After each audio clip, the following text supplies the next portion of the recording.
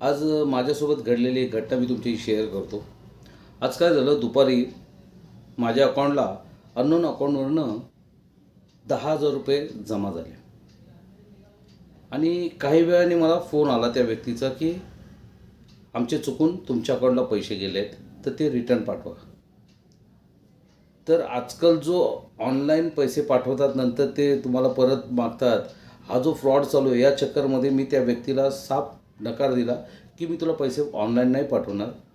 तुला हवे असतील तर तुला माझ्याकडे यावं लागेल, मी तुला ATMमधून विड्रॉ करून देतो. ही मी सावधगिरी बाळगली.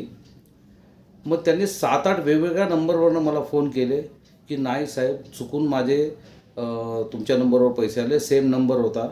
मग नंतर मी खात्री करण्यासाठी त्याच्याकडनं जी पाठवलेले पैसे होते, गुगल पे, फोनपेने जे का पाठवले त्याचं ऑनलाईन मागून घेतलं. त्याला सांगितलं या व्हॉट्सअपवर पाठवते, पाठवलं मला. नंतर तो म्हणाला की मी मुंबईला नाही राहत, मी बिहारला असतो, तर मी कसं येऊ शकतो, तुम्ही ऑनलाईनच मला पाठवा. मी म्हटलं माझं ऑनलाईन बंद आहे, कारण त्यामुळे मी पाठवू शकत नव्हतो, मी ATMमधून विड्रॉ करून देऊ शकत होतो. म्हणून मी त्यांना सांगितलं या आणि पैसे घ्या थोडक्यात. तर त्यांचा नंतर एक मुंबईला कोणतरी व्यक्ती होता, त्याने फोन केला की सर तुम्ही कुठे राहता सांगा, मी येतो आणि घेऊन जातो. म्हटलं ठीक आहे, मी पवईला राहतो, तुम्ही या, मी तुम्हाला ATMमधून विड्रॉ करून देतो पैसे.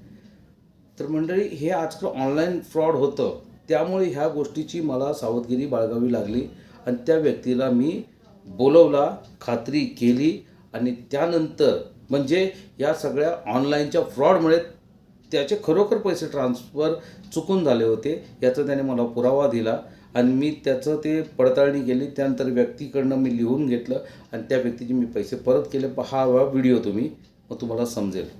निकाल लो सर, अच्छा हुआ, थैंक्स. मैं बोलता हूँ एक फ़ोटो मुझे भेज दो कि मैं सर का मुझे फ़ोटो लगा दो कि देख कितने ईमानदार भी होते हैं लोग, है ना.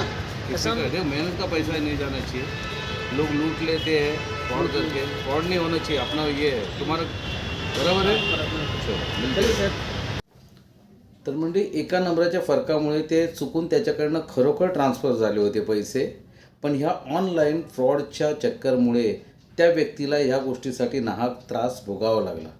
कारण किती माझी सावधगिरी होती, तिथे मीही माझा विचार केला की माझंही नुकसान होऊ नये आणि त्याचंही नुकसान होऊ नये. खरोखर त्याचे पैसे आले तर त्याचे देणं हे माझं कर्तव्य आहे आणि ते पैसे दिले व्यक्तीला. तो व्यक्ती खुश झाला, धन्यवाद म्हटलं तुमच्याशी शेअर करूया, तर सावधगिरी तुम्हीही बाळगा, असं कधी फ्रॉड होत असेल तर. धन्यवाद.